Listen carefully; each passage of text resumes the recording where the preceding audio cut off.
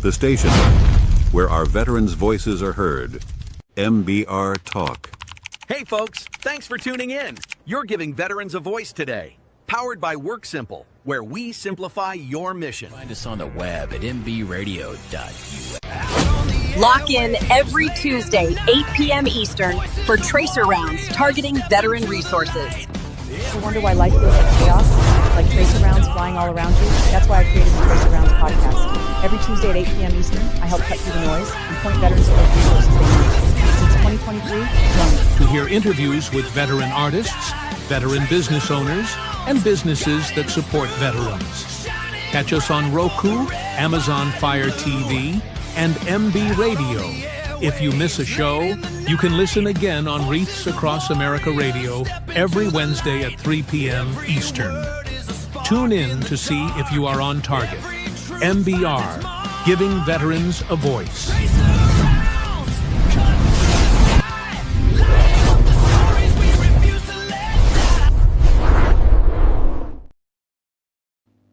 And welcome back to the Tracer Rounds show. And we're on Military Broadcast Radio, where we're giving veterans a voice. And this is a special night for the Tracer Rounds show. Usually Tracer Rounds is on a Tuesday night at 8 p.m. Eastern, but we do special interviews on Sundays. And so this is one of those special times. And so tonight we are welcoming veteran author Graham Paul Roberts, and he actually likes to go by Paul, so I'm going to be referring to him as Paul. So if you hear me say Paul and not Graham, that's why.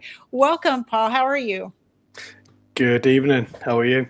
Good. So tell us where you're coming from tonight. So I'm coming from, and it's lovely to say this, but a sunny Wales in the UK.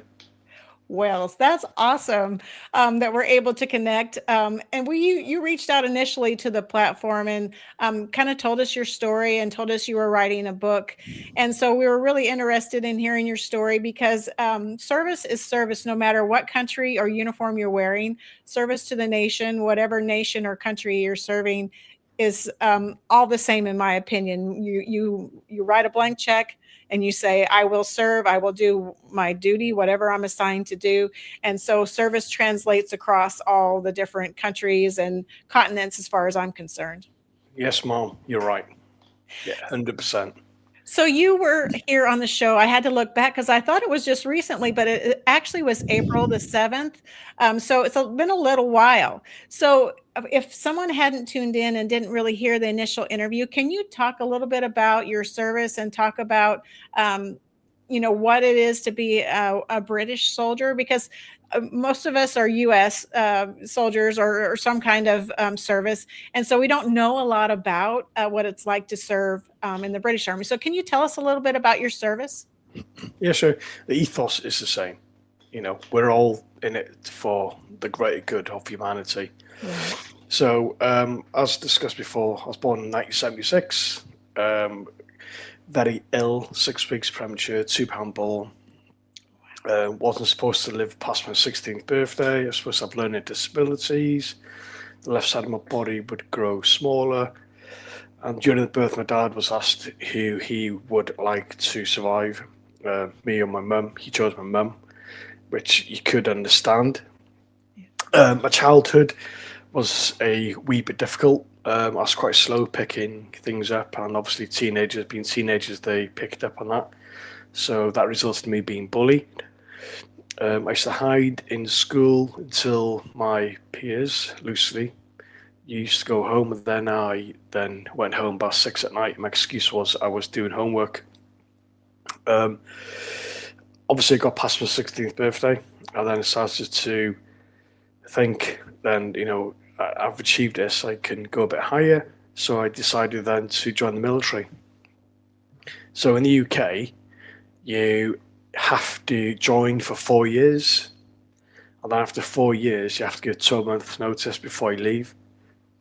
I did 20 years. Wow. in the Welsh Guards, and for the listeners, it's those beside Buckingham Palace with the big furry hats with the red jacket we call tunics. I climbed through the ranks to colour sergeant, and in my time I went to Kosovo, Northern Ireland and Afghanistan, and I taught in Sandhurst, which is the UK's equivalent of West Point. Okay. Went to Kenya, came back, and I decided to leave the military. I then went down the close protection route in Middle East, in Iraq. I then applied for a job as a military mentor, so as a PMC in Syria, which I spent 5 years in Syria. Wow. Initially, it was to train up a new special battalion in the National Defence Force in a place called S17. Initially, we were training, but then our duties then migrated to mentoring on the ground during firefights against Al-Qaeda and ISIS. During this time, I faced numerous challenges where I was nearly killed. I'll just give one as an example. I was lying down behind an olive tree, which the stem of the tree was no thicker than 3 to 4 inches. Wow. And when you get shot at, from a distance, if you hear a crack and a thump, the round is about 4, maybe 6 meters above. Wow. When you hear a whistle, it's about 2 feet. And I was hearing the whistle, and the guy to the right of me, his hand got shot. There's numerous scenarios, Terry. Most of them are in my book. I don't want to give too much out. Right. But all of these scenarios, together with the loss of my marriage, the loss of my mum, the loss of my sister. Wow. So my wife left me. I lost my mum to cancer, lost my sister to cancer, for context. I could not take it anymore. I then started to see a face in every corner of every room. And the face is, I haven't got it to hand. It's in the book. It was a long face, sunken in eyes, sharp teeth, and he used to scream at me, laugh at me, grin at me. I then started to contemplate taking my own life. Oh my goodness. And during all this time, my wife gave birth to our daughter, Theodora. And my wife was, she became a product of my hatred. I was kind of targeting things onto her as well. I couldn't really regulate my emotions correctly. Thankfully, she's a very supportive lady. She still is. She encouraged me to seek help. I then went to Veterans Wales. They give me the tools. Me being a typical man, I thought, sorted, 2 sessions, I'll be okay. All right. But my symptoms got worse. I started to see things, started to hear things. I was seeing ghosts. I was just in a no-win situation. So I went back to the lady called Karen, my therapist in Veterans Wales. I explained everything truthfully. She then passed me over to a clinical psychologist, a doctor in the National Health Service in the UK. And he then diagnosed me with complex PTSD. Hearing those words, I felt quite weak. But I felt relieved as well, because Right. I knew there was something wrong with me. He then wanted to put me on medication. He wrote this script out. So in the UK, when you got given medication from a doctor, they write out a slip.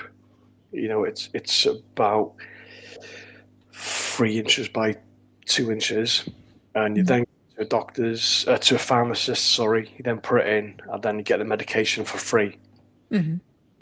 In Wales, but in England you pay for it. He then prescribed me quetiapine and sertraline. The quetiapine is an antipsychotic medication, and the idea of this was to help me to stop seeing things. Yeah. And jumping back slightly, I was looking for my son in a set of woods, which is in the book. And during one scenario in Syria, I was involved in a heavy firefight. And the person I shot, I seen in this woodland in North Wales. I wasn't in Syria, but he was there. My mind was telling me he was there. He was physically there. Yeah. So we've all heard of the concept fight, freeze, or fight, flee, or freeze. I froze. I couldn't do anything. So with the knowledge of that, quetiapine the job of that was to help me to stop seeing things. Yeah. And the sertraline is an antidepressant. I didn't want to take him initially. I was quite reluctant. Me being a typical man, I thought, no, I'm not going to be beaten. I'm not doing that. However, I was getting worse and worse and worse and worse, to the point I was going to lose my marriage again. Yeah. So I then decided, maybe. But amongst this time, me and my wife had a disagreement. I got arrested. I spent the night in the cells, and I thought, no, I'm not doing this. This is not the life for me. So I decided to go home. Spoke to my mother-in-law and father-in-law. Then started to take the medication. And it actually started to work. So medication worked. You know, I used the skills that I was taught. For example, one of the skills was we've all, you know, got trauma of some sort. You know, it don't have to be in the military. You know, it could be a firefighter, police service person. Instead of revisiting the scenario, what I actually did, and it really worked, was to watch me doing that scenario from a comfy chair away, you know, and to make it more vivid, I had Coca-Cola and popcorn. Mm-hmm.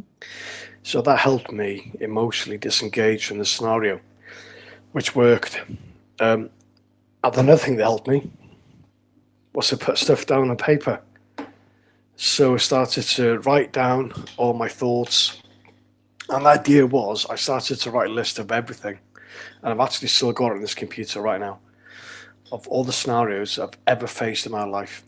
And the idea was I was going to visit each one, and I was going to place myself in the chair watching those scenarios so I can disengage emotionally. Yeah. That worked a treat. It really, really did. So doing that with medication, having trust in my family, and just being completely open.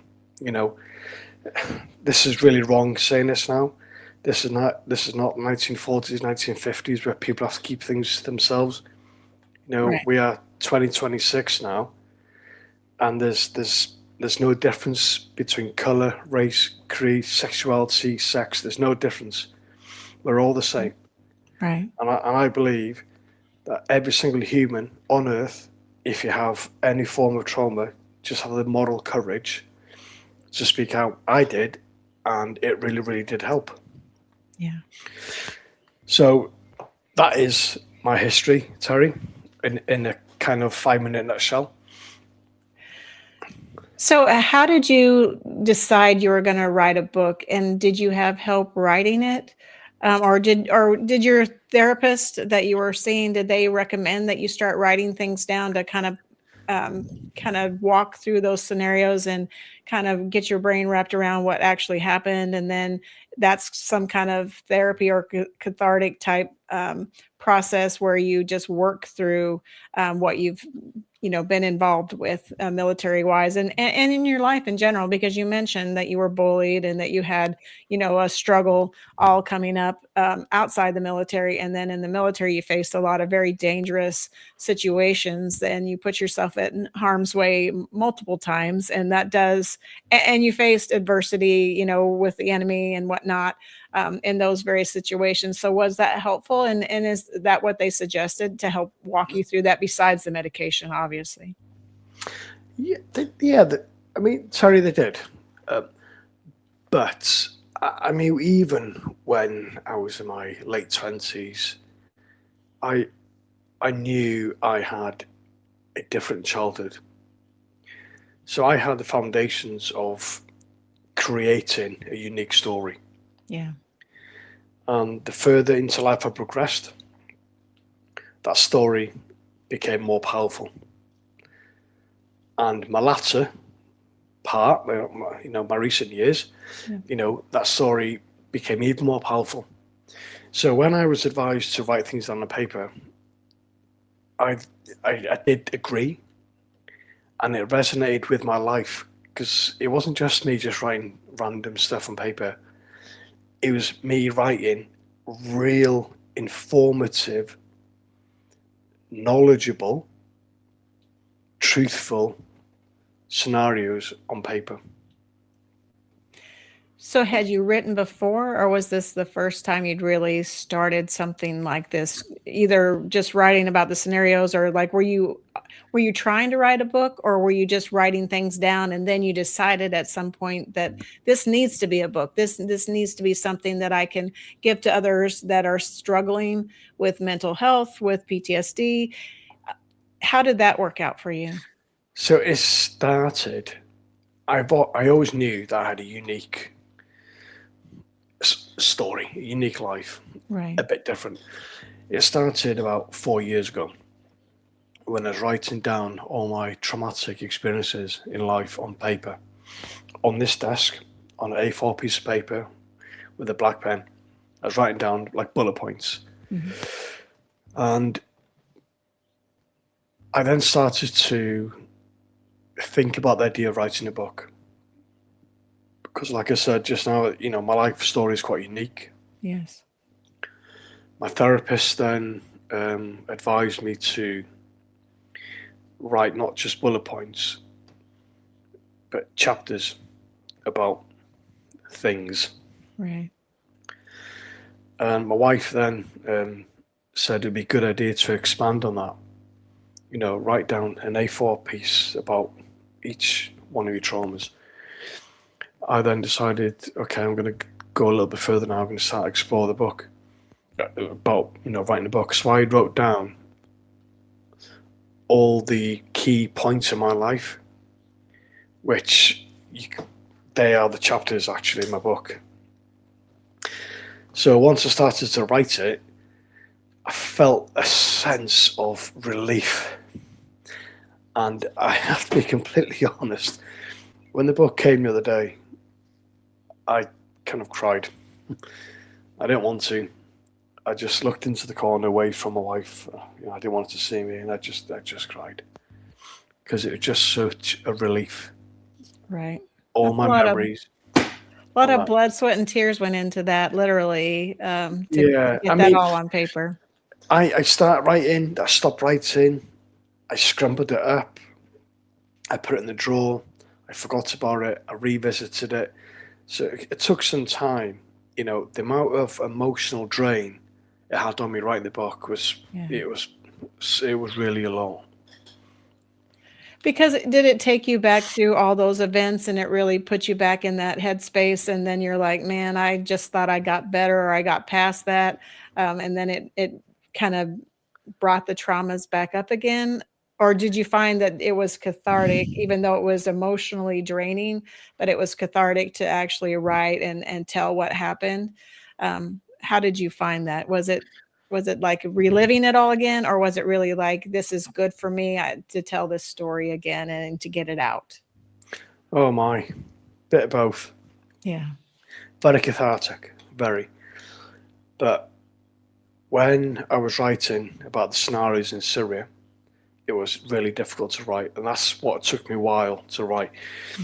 And when I wrote the book, I then passed it to the editors for their editing. When they edited chapter 27, which is one of the most powerful chapters in the book, when I had to revise their edits, I couldn't do it. I nearly gave up. I nearly said to the editing team, the Empire Publishers, stop the book. I just can't do it. Wow. I was that close, because in that chapter I describe all the scenarios in Syria where I was nearly killed, squashing the head of the ISIS fighter, etc., etc. Yeah, I nearly gave up at that point. It was quite difficult to read.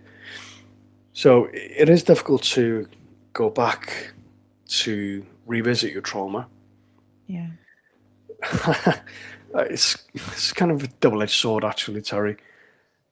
To process things, you need to revisit, and you need to be back in that scenario. So it's really difficult to explain.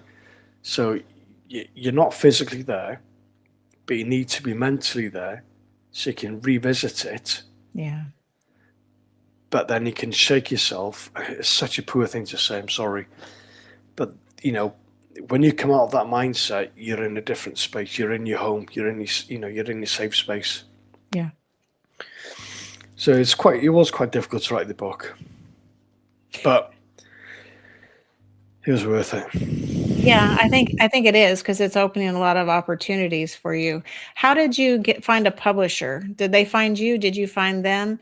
And is it a different process in the UK versus the US to try to get a book deal, or would you even know how that process works over here?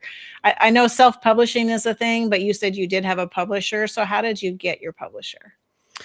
So I'm not a experienced publisher.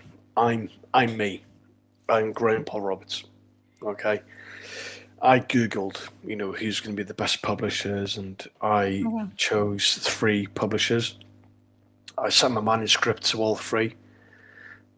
They wanted my manuscript. If I say obviously, that sounds quite arrogant, but they wanted me to stay with them, so they're offering me different things. So I decided to stay with the Empire Publishers. Nice. They're UK and American. So the lady who was my project manager, her office is in New York. Oh, okay. So I decided to stay with them. So yeah, I wrote the book. Every single word in this book is my word, is my writing. Mm-hmm. And they edited it. They made sure it read well. It's in the right font, right size, etc. Right. So you wrote the book, and you wrote it for what audience? Who are you marketing this book to, and who would be the best to take advantage of the words that are written there? I mean, it's a powerful story from any perspective, but I know that you have a particular goal in mind, or you're trying really to help those that may not be aware that they're struggling with PTSD and other traumas. And so is this book to help those and really get those people to understand that it's okay not to be okay sometimes, that it's okay to ask for help, and it's okay to understand that you're dealing with things, and it doesn't make you less of a person, or it doesn't change who you are, but it does let you know that there is help and there is hope. And I'm hopeful that that's kind of where you're going with this journey. Yeah, Terry. This is not a book about war. War's part of it. This is a absolute, truthful, human story. And the idea is I want this book to go global, because it doesn't matter your color, your creed, it doesn't matter your nationality, and dare I say language. We are all the same. Every single human is exactly the same. We've all had trauma, and I want the readers to read it and to resonate. I want it to resonate with the readers. It's not about being military. It's about being a civilian. It's about being a farmer. Mm-hmm. It's about being a policeman. It's about being a firefighter, paramedic. We've all had trauma. And there is the good old saying, we've all got a book in our life that we need to write. That's probably true. Yeah. And I want to encourage people not just to sit in silence with their troubles, to actually put their hand in the air and go, do you know what? This, excuse a phrase, this bloke, he can be honest. I can be honest too. I'm going to go and get help. And I want to I'm not trying to rewrite the Bible. I want humanity to be better. I want people to have more empathy. I want people to have more understanding about each other's trauma, about other people. You could be walking past one person on the street. If you to brush past their shoulder, that could be the trigger for them to actually take their own life. If you walk past someone and say, good morning, they may say, I am wanted. I'm not going to take my own life. So how we approach and address each other in society, in humanity, is absolutely vital to the progression and to making each other better. That's 100% right. You don't know what somebody's dealing with. And, if you come across as rude or dismissive, or, you don't engage somebody, that can make the difference, like you say, of them being okay and not okay. Just giving a little bit of pleasantry can make all the difference in the world, like you say, because people feel like, oh, I am somebody. Somebody's talking to me. I do matter. Because a lot of people feel like at points in their life that they don't matter, and they just need some validation. So somebody just making the small talk, say hello, just, how are you doing? How's your day? That makes a huge difference in somebody's life, I think, like you said. I think a smile is contagious. I think so too. And as an example, if somebody yawns, the person next to them will yawn. Mm-hmm. It's in our DNA. It's in our nature. And I think a smile is exactly the same. Same as laughter. Let's enjoy each other's company. Let's embrace each other. Let's celebrate each other. Absolutely. So I know since our interview in April, you've done a lot of different things. So what are you doing now? And what has this, you coming on the platform and being on other people's platform, what has it done for your messaging, for you, for your opportunities? For me, it's work wonders. It's given me self-confidence, self-belief, and it's helped me to pass on my message of being there for each other as humans. Yeah. I mean, as an example, in work, I've had a few people approach me where they've had, trauma from the past, and they've opened up to me.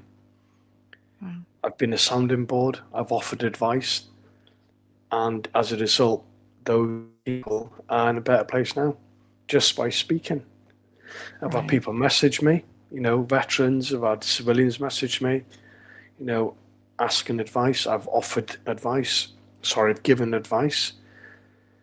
So I think my mission is to make humanity better, is to make society understand that every single person around you has had trauma, and we need to help each other. Definitely. I definitely think we can do more to help one another if we just are open to understanding that not everyone is okay all the time. People are struggling with things that we would have no idea about, but just offering to be an ear, just offering kindness or empathy is huge. Yeah, 100%. You could be from Seattle, LA, New York, or in Wales. You could be from Bangor, Cardiff, Conway. We're all the same. We're all from the same pod, if that makes sense. So let's look after each other. Absolutely. So what's coming up for you? Because you've gotten offered some opportunities, or at least they're in the works. What's all come about with this book? So, Terry, last time we spoke, I've been on a few interviews across the States with a friend of yours as well. Yeah. I've only today been offered to go on a show in South Africa with the second largest radio station. Wow.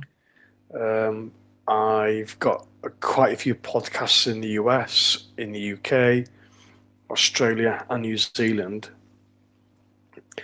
I've got a few book signings coming up. I've got a few talks on resilience coming up to teenagers in colleges. Nice. My boss in my place of work, she wants me to do a talk on resilience to my peers. And peers, we have 250 employees where I work. So my boss wants me to do a resilience talk to the staff. So what do you think about those opportunities? Are you excited for that? Is that kind of where you're hoping to go, is to send this message out from the book heal and offer hope and resilience to some of these things, because you faced some really difficult, dark days while you were trying to figure out what was wrong and how we fix this. I mean, I don't know if we ever really fix things. We make things better, because we're always going to probably struggle with some things, and we're always going to be watching for them so we don't go back into those dark places, I think. We can fix. Can fix. I love that. That's awesome. Fix. Yeah. I'm going to use the analogy of a broken leg. If you break your leg, you get a splint and your bone refuses and it gets better. It fixes. Your brain is exactly the same. With the right treatment medication and the right thought process, it can fix itself. And that's the message. My book is me. It's the fundamental platform of my mission. It's not a Bible. It's not, but it's my message of hope. Yeah. And for the readers reading it, you'll have a greater understanding into me and my message. But when I speak to people, I want to inform that we as humanity, as a society, we're all there for each other. We all should be helping each other and encouraging each other to get better. So I'm trying to think how to say this, but do you read the book at times and then try to walk yourself back through some of these scenarios if you get into a dark place to understand where you came from? Or how do you deal with something that comes up? I know you said the brain fixes itself, and I love that, and I'm hopeful that things stay good for you and for others that are struggling with certain traumas. But if you start to find yourself going down into a dark place, what are your tools to work through that? Is it reading back through your stories? Is it some kind of meditation of some kind? Is it talking it out with someone? What's your go-to for something like that? So my personal go-to is I'll sit down on my own in the garden. I'll emotionally process the scenario that's at the forefront of my mind, and I'll emotionally detach. I'll place myself in that chair watching it rather than being inside it. When I'm reading my book, I have read it a couple of times since I've had it, as in a physical form. Yeah.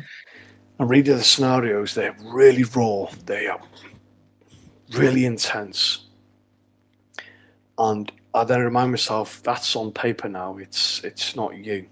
It was your history. It's not your future. It doesn't have to define you. Right. Your future defines you. Your past doesn't. It's molded you. So my past has molded the person I am, and I'm grateful for who I am. But my future defines me. Right. So if you were to give yourself a piece of advice, knowing what you've been through, what would you tell a younger self now that knowing, having the foresight of everything that you've been through and the book and all that, what would you tell a younger you about the future? Wow. I suppose if visiting, what a question. I'm sorry. That's okay. I suppose don't be emotionally drained to a specific scenario. Don't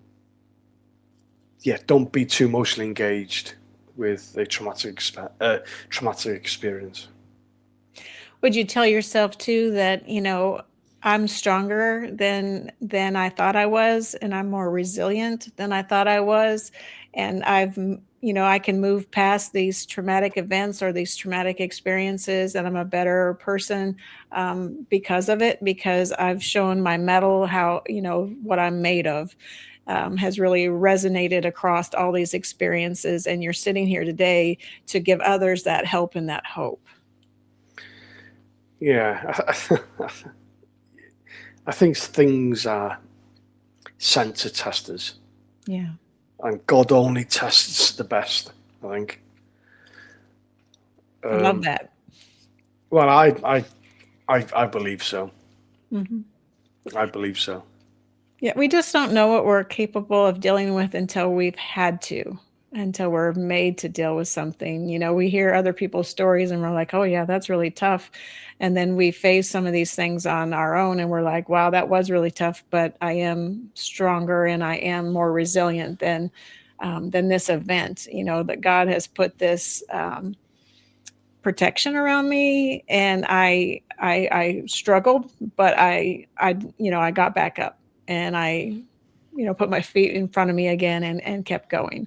And I think that's the message: is you struggled, but you got back up, you put your feet in front of you, and then now you're here trying to help others who may be struggling still and have not found their footing and haven't really embraced either a medical solution, by meds and things that would be helpful in their specific situation, or in really therapy like writing or like doing something that really helps to work through whatever traumas or experience. Yeah, I mean, go back to what I said about, I think God selects who can be tested. Yeah. Yeah, sorry. Sorry. No. Yeah, I mean, not everyone, goes through the same, Right. extreme situations in life. But thankfully for me, I'm here. Sorry, you threw me off. Sorry, I apologize. I'm sorry. I didn't mean to. So MJ, she's one of our hosts on the World of Conscious Positive Thinking on Mondays at 9 Eastern. And she said, we are stronger than we think. And, I agree with that. Sometimes we don't know what we can go through until we've had to face it. We just don't know how much we can bear. So she says, it is hard. It's okay not to talk when you're not ready. So yeah, I agree. If you need a minute to think or reflect, then, and if you just need to take a pause, then that's just completely fine. Yeah, exactly. I said earlier about people need to talk. I don't think we should press scan people to talk. Right. As long as you say to somebody, and it's just a tap on the shoulder, I'm here if you ever want to talk. And, the ownership is on the person. However, that other person's watching them to make sure that they are okay. Yeah. And I think, family members and close friends, and dare I say peers in work, colleagues, they got a moral obligation to make sure that everyone's okay. We're all, again, echoing what I said earlier, we've all got this moral obligation to make sure that we are all okay. I think so too. I think we do need to watch out for one another, and especially our brothers and sisters in arms, because we all think we're tough and resilient and we're above all this trauma and drama and we're going to be just fine. It's like you were saying earlier, I don't need those medicines. I'm good. I don't, I'm okay. I'm going to be fine. But then we find out, it's okay to need some help, and it's okay to not be okay, and to talk through things and find things that work for us, some therapies and some other things. I mean, we just have to look out for one another, and we have to let each other know it's okay not to be okay, and like you said, just to lend an ear if somebody needs it, just to offer that, even if they don't take you up on it. But you looking out for them and just saying, I'm here if you ever need me, just let me know. I've struggled too, and I can tell you what I've been through. Yeah. And I think I'll speak for US service personnel as well. Mm-hmm. You're trained to not show your weakness. Right. And I just think that mentality floods into civilian life, unfortunately. But I think the biggest moral test is having the courage to say, do you know what? I'm not good. I need help. Mm-hmm. And that shows you're actually a bigger person. Yes. I think it's those who don't speak out are weak, and those who speak out when they need help are the strong ones. Absolutely. It takes a lot of strength to admit that you need some help, that, like you want to find some kind of help or solution to what you're going through, because like you said, there's this stigma around, no, I'm fine, I'm good, I don't need anything, you Mm. know, and then to actually say, yeah, you know what, I really do need something. I think that is a stronger person than the person that just puts things off and says, no, I'm good. Yeah, and I can talk statistics now. In the US in 2012, it's 12% of veterans they committed suicide, and as of this year, 17%. But I think if you have got the moral courage, the brave soul to say, actually, I'm in a dark place, I need help, you're not going to be laughed at. You're not going to just be chucked aside. You will actually be thrown so much resources. And I'm speaking from a British veteran, and I'm absolutely 100% sure this was echoed in the US. If you speak out, you will be helped, you will be supported, and dare I say this dramatic, your life will be saved. I agree with that. So MJ's saying when owning our traumas or events means an upswing of healing, happier days ahead. Yeah, I agree with that. 100%, 100%. I'm a living proof. Right. I've had some right crappy days, right? You've heard it all, Terry. It's all in the book. But speaking out, it's by far the best thing I have ever done. My personality has changed for the better. I'm so happy now. And my family see that, and it's made everyone else around me happy as well. We have another guest talking. It says, I love what you're doing here. I have 13 years in the trauma-based job. If you know anyone that needs help, please offer them my services. So yeah, if someone's needing some help, you can reach out to Straight Talk Support or your VA centers, any of those suicide crisis centers. You can definitely reach out. So in the UK, is there a great number of veteran suicide like there is here in the US? Is it a problem over there as well as it is here? Yeah, it's exactly the same. Is it? In the UK, we class the US our brother in arms. We have huge respect for the US, not just the military, but for the US as a nation. So we have got exactly the same issue. The suicide rate in the UK is as pretty much roughly around the same number as the US.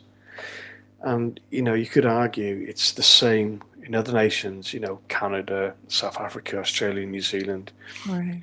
And since Afghanistan, those numbers have crept up. Yeah. In the UK, when you leave the military, you are helped to find a job, but there's no kind of mental nurturing how to be a civilian, how to deal with previous trauma. Right. And that's part of my mission in the UK, is to inform all veterans that if you have got any sign of digression, then please straight away go to your GP. Because the doctor, so in the UK, if you've got any concerns, you go to your doctor first, then your doctor then signposts you to therapy, etc., etc. That's what I did. I went to my GP first, my general practitioner. So every town I've got a GP, and then he signposted me to Veterans Wales through the British Legion. So in terms of the US, it'd be the VA, and then they gave me the treatment I needed. So do they offer free support and free help for veterans in the UK?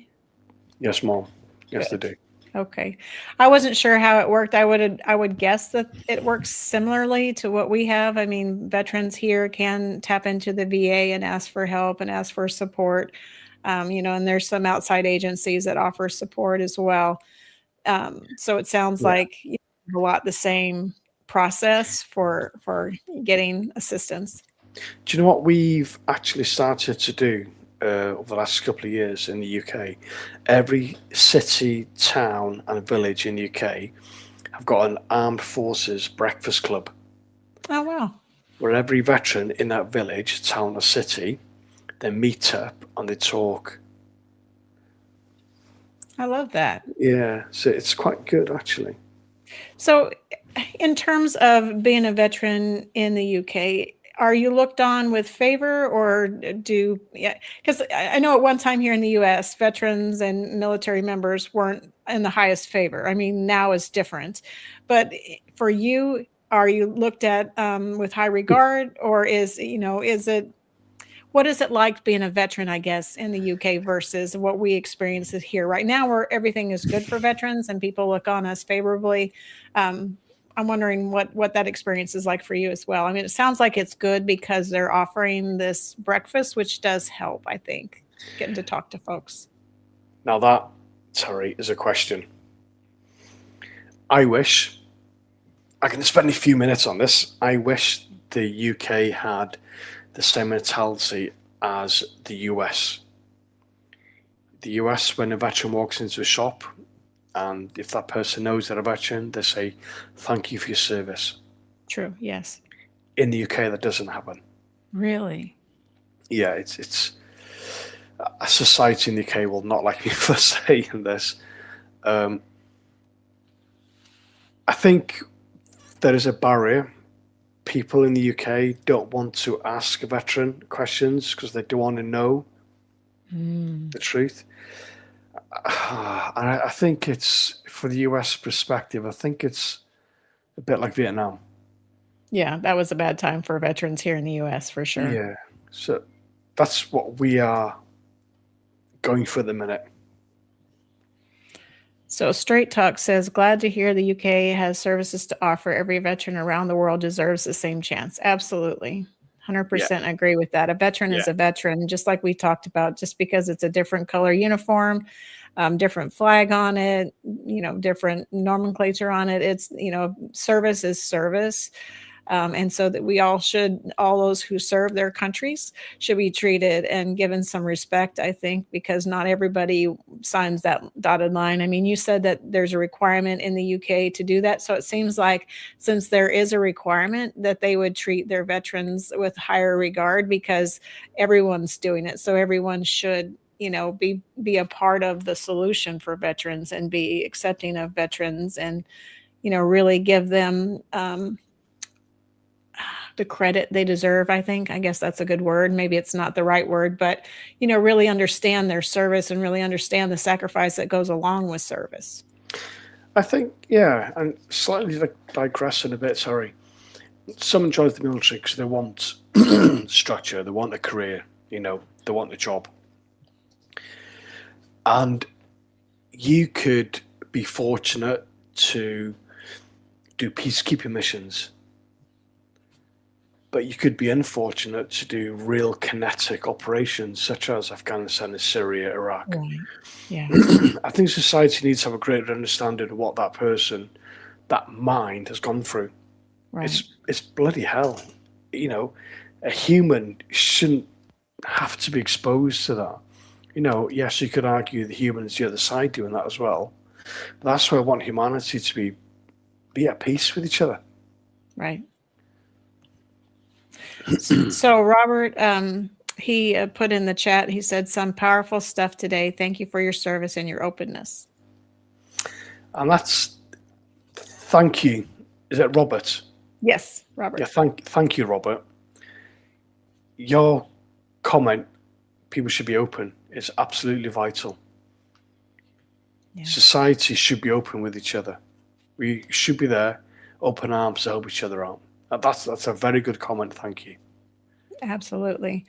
So is there anything that we didn't talk about that you want to talk about? We've got probably about 8 minutes left in the discussion or in our conversation. So I want to make sure that you have an opportunity to talk about something that you may have not mentioned yet, and something that's coming up, or something you want people to know about the book, or about just service in general. I've got something I just need to show you, Yeah. the listeners. What we have here is a school registrar from Syria, and these children are the ones who were executed, against the wall in a place called Zone and Delta, which I talk about in the book. And again, for the listeners, when you walk past a veteran, just please have an understanding that they've been exposed to things like this. I've walked into a room and there's ash, human ash of the children. Some of the stuff we've been exposed to, it's horrendous. And here's another example. May I show you? Yeah. I've got a diary here. It's written in English. Yeah. Which I found on a young ISIS fighter, white ISIS fighter. Oh, wow. And I think we need to understand our enemies. Some of them are being press ganged. They've been forced to fight. True. Yes, that is true. So that goes back to my question earlier. My statement earlier. We need to have empathy. We need to have understanding that we are all the same. We need to help each other out. We need to make the human race better. Absolutely. We've got another comment here from Straight Talk. I feel like veterans and all first responders are ashamed to speak up or are scared, and they should all know services are here. They're confidential, and thank you for your service. Yeah, Straight Talk. That's a very poignant point, actually. When you experience trauma, you don't want to speak about it because you feel you're embarrassed to talk about it. You feel like people don't believe you. Right. You just need to have the courage to speak out, because crossing that cognitive barrier of opening up does dissipate that thinking. Mm-hmm. Yeah, it's really tough to start talking about things and then to share them. But then once you do, you find that it really helped for you to put it out into into time and space and really acknowledge it, so you can deal with it. Because keeping it in your head, it's like, well, maybe I'm not going to be believed, or maybe it's in my head, or people aren't going to understand. And maybe they still don't understand, even though you tell them what's going on. But at least that they are there to support and can help, even if they don't truly understand what you've been through. Yeah. And Terry, sorry. Got another comment. We need to find a way to reach those feelings to first responders and veterans and reassure help changes their lives. Yep. Yeah, 100%. Terry, and there's one thing I haven't really told you since the last time you spoke. Yeah. I will show you a picture and I'll let you decide what you can see. Okay. Oh, a new baby. Yes. Oh, that's exciting. Congratulations. We're having a new baby girl. Oh, that is so cool. Congratulations. Thank you very much. And that's my point. There's always a tomorrow. Yes. Leave yesterday to yesterday.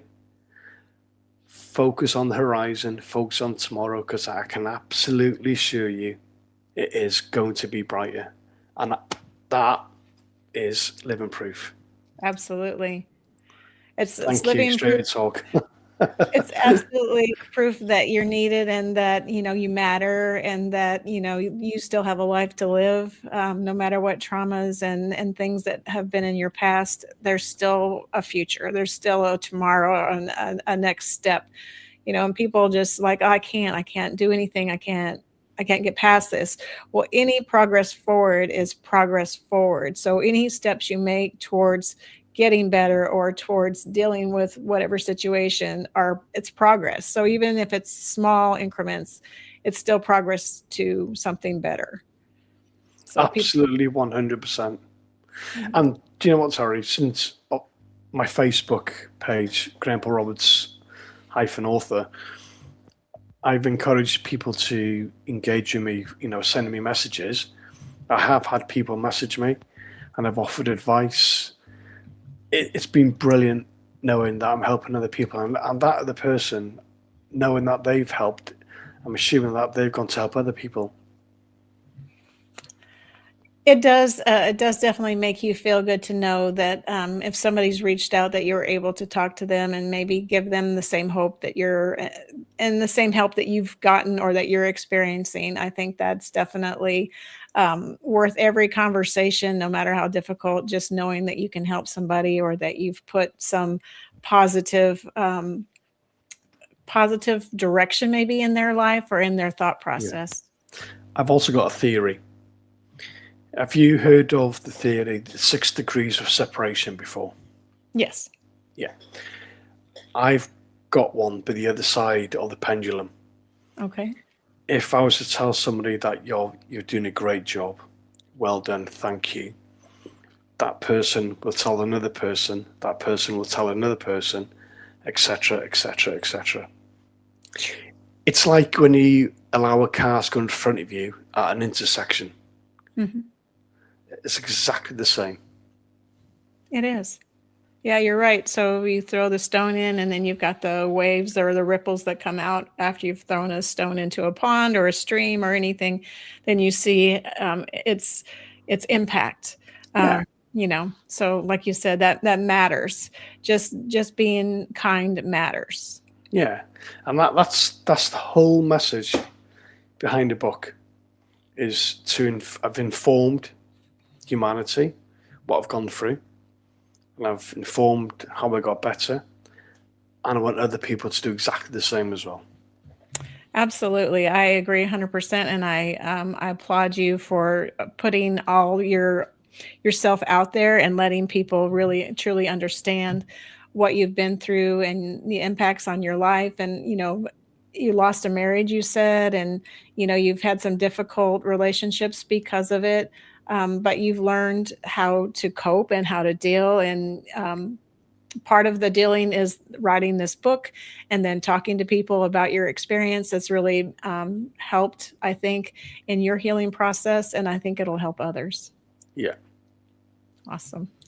Well, is there anything you want to say before we get off tonight? We have just a minute or two before we close up. But is there anything people should tune into and look at? And I've already put your Amazon link in the chat for your book, because I suggest everybody buy it.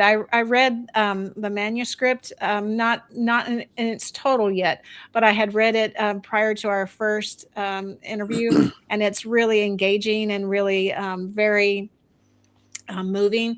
And so I can't wait to actually get the book in my hand. It should be here next week. Thank you.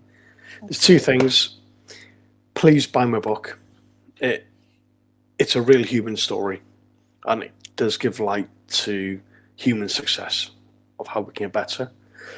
And secondly, please follow my Facebook page, Graham Paul Roberts Author. I absolutely engage with everyone. I answer every question. Yeah, thank you. Awesome. I did put that in the chat too, so people can find you on Facebook and they can find your book on Amazon. So thank you so much for the conversation tonight. I appreciate you coming back on. I appreciate you sharing all your stories and your exciting news about the new little one to come. So when's the baby due? October the 28th. Oh, it's coming up. Yeah. It's not that long. That's awesome. But we don't know names yet. Oh. I like 3 names, but it's up to my wife. Right. Yeah. Those are always interesting conversations about naming children and who agrees with what name. Yeah. Well, we're having to get off, but I really do appreciate the conversation, and we look forward to hearing more from you. Thank you, Terry. Thank you. This is Tracer Rounds signing off. Hi, I'm Beaker with Military Broadcast Radio TV. We're your virtual MWR. bringing veterans radio, podcasts, gaming, animation, 3D printing, and a community that never leaves you behind. Download our Roku or mobile app today. Wisdom to share if you listen this week, so pull up a chair and stay for a spell. We're heading down a trail where good stories dwell.